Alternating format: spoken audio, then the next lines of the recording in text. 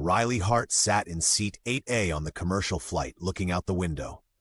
The early morning light filled the cabin, and passengers settled in, checking their phones or rubbing their eyes. Flight attendants moved up and down the aisle, checking bins and smiling at people. A rumor spread that the captain had radio issues. Most passengers ignored it, but Riley noticed the captain's voice sounded strained. She heard a low hum outside and turned to see two F-16 jets positioning themselves near the plane. They flew close and precise. One dipped its wing in a way that signaled distress. Passengers thought it was a routine escort, but Riley knew it was a call for help. Riley was 36 years old and dressed in a plain gray hoodie, jeans, and worn backpack. She looked like any other traveler, but her past was different. 5 years ago, she had been Captain Riley Hart, a top Army Air Combat Test pilot and instructor for a classified program. After an incident, her name was removed from records, and she was listed as deceased. She lived quietly now, renting a small place under a new name and working odd jobs.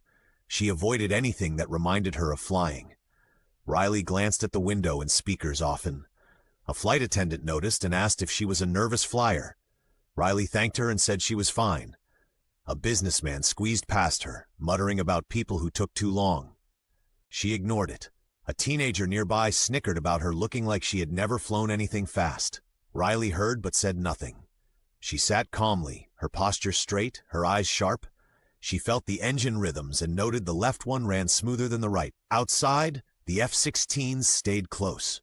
Riley recognized the pilot's styles. Lieutenant Jake Mercer, call sign Falcon 2, adjusted his throttle early when nervous. Lieutenant Ryan Cole, Falcon 3, drifted left when he meant to go straight. She had trained them years ago. They did not know she was on the plane or that she was alive. To them, Eagle 1 had died in a crash. The civilian captain and co-pilot were confused about the military jets. Their announcements grew tense. Passengers joked about the escort, but smiles faded as eyes turned to windows. Riley felt the tension build. The spacing was too close, maneuvers too subtle. Static broke through the intercom and a young voice said, "Fuel low, control stiff, can't hold formation." Passengers reacted with glances or prayers. The intercom cut off. Flight attendants whispered in the galley. Riley unbuckled her seatbelt and stood. The man next to her said to stay seated. She ignored him and walked forward. A flight attendant stopped her, saying to return to her seat due to communication issues. Riley pulled out her dog tag with golden wings from her pocket. She said she used to fly with them, and this was not minor. The attendant hesitated and let her pass. Passengers watched her walk by, some annoyed, some curious. A mother held her child closer. Riley reached the cockpit door. Another attendant blocked her, but Riley said the captain and Army Air Combat Test pilot here, while escorts lost control. The attendant knocked and spoke to the captain. The door opened slightly. The captain looked at her and asked what she wanted. Riley showed the wings and said she was Captain Riley Hart, former instructor. The escort was in trouble. The captain said Air Force Control handled it and to maintain course. Radio interference came through, clearer. Falcon 2, nose drift left, overcorrecting, fuel warning. Riley said the pilot overcorrected, stabilizers misaligned. He fought the jet instead of flying it.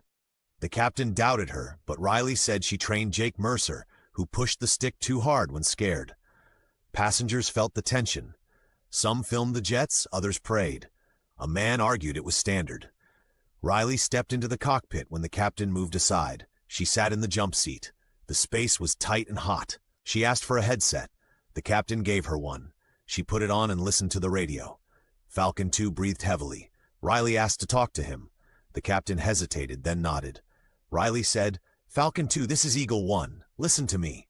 She gave calm instructions. Ease left stabilizer 2 degrees, stop fighting drift, follow the airliner's shadow. The F-16 steadied. The captain stared. Riley continued guiding Falcon 3 and others. An A-10 Thunderbolt approached, piloted by Major Dana Briggs' Iron Thunder. He asked who corrected Falcon 2. Riley's voice sounded familiar. He said it sounded like Eagle 1. The captain asked Riley who she was. She stayed silent.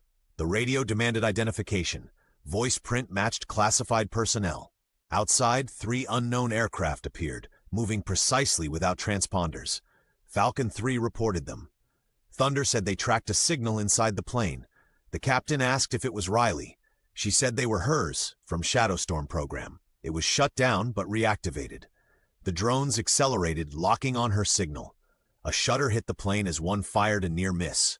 Falcon 2 wobbled. Thunder shielded the airliner. The radio buzzed with Eagle protocol. Riley identified herself as Captain Riley Hart, Eagle 1 alive. Pilots reacted with awe. Falcon 2 steadied, Thunder honored her. Riley guided them.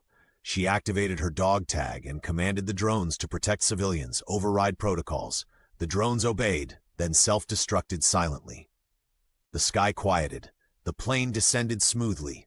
Passengers clapped on landing at a military airfield. Riley walked out quietly. Officers greeted her as Eagle 1. She saw the A-10 and whispered she was signing off.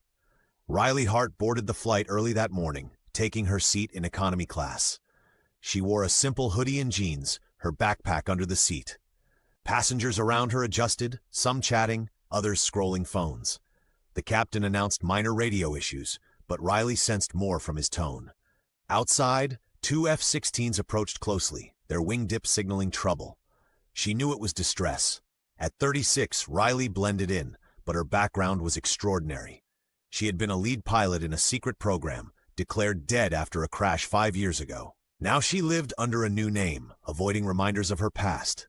She assessed the plane's sounds and felt imbalances. The escort's pilots were former students, Mercer and Cole. They thought Eagle 1 was gone.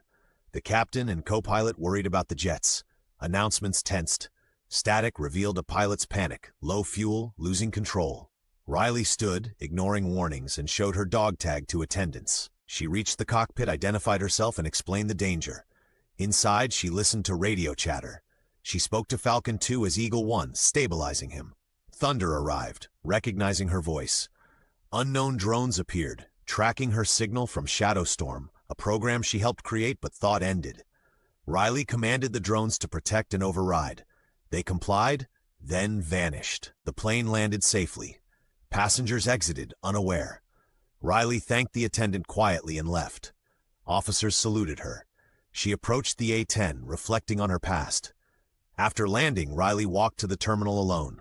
The military officers escorted her to a secure area. They asked questions about the incident, but she answered minimally. She explained the drones were from Shadowstorm, reactivated somehow.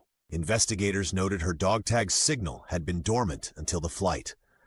Riley felt exposed. Her quiet life ended. She agreed to briefings but insisted on anonymity. Pilots like Thunder and the Falcons visited, expressing gratitude. They shared stories of missions, reminding her of old times. Days later, Riley returned to her small apartment. She unpacked, the dog tag in her hand. She decided to keep it, not as a burden, but as a reminder. News reports mentioned the flight's close call, but no details leaked. Riley resumed odd jobs, but now with purpose. She contacted veterans groups anonymously, sharing advice. The experience showed her she could not fully escape her past. When needed, she would step forward.